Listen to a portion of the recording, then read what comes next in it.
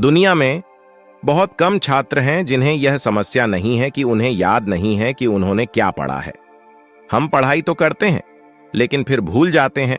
ऐसे में अगर हम भूल जाएं तो पढ़ाई का क्या मतलब है। इस तरह सारी मेहनत बेकार चली जाती है। वैसे मैं आपको बता दूं कि यदि आप याद नहीं कर सकते कि आपने क्या अध्ययन किया है तो इसका मतलब यह नहीं है कि आपका मस्तिष्क कमजोर है।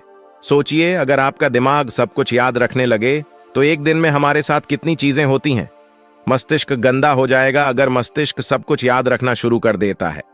वैसे हमारा मुख्य विषय यह है कि हमने जो अध्ययन किया है उसे कैसे याद रखें।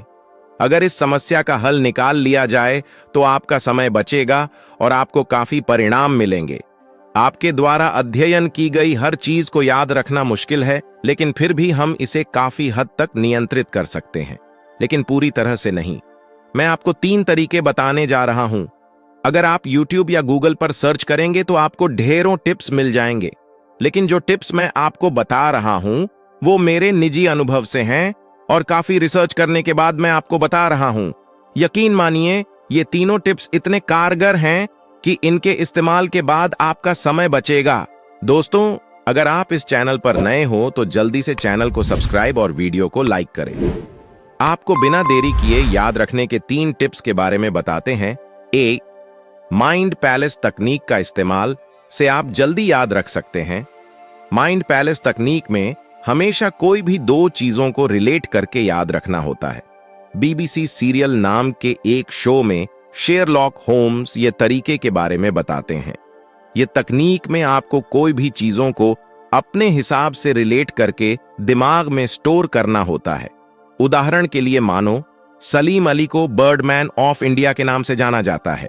इसको आपको कैसे याद करना है? सलीम और अली ये 2 लड़कों के नाम है। फिर आप इंडिया मैप में जाकर रिलेट करोगे कि वह दोनों चिड़ियों के साथ खेल रहे हैं।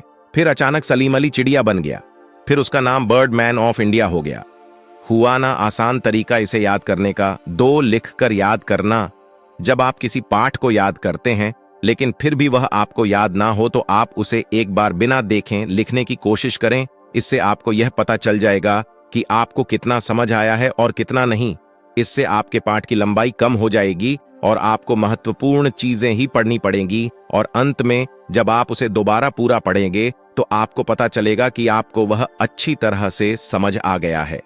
3, जोर जोर से बोलकर पढ़ना। जब आपको कोई चीज बार बार पढ़ने पर भी याद ना हो तो आप उसी चीज को थोड़ा जोर जोर से बोलकर और टहलते हुए पढ़े। ऐसा करने से वह चीज आपको थोड़ा समझ आने लगेगी। इसका कारण यह है कि जब कभी कभी हम किसी चीज को जोर जोर से बोलते हैं तो वह हमें ज्यादा अच्छी तरह से समझ में आने लगती है। निरंतरता पढ़ाई का मूल मंत्र है। किसी भी काम को करना और किसी काम को लगातार करना, इन दोनों में फर्क होता है।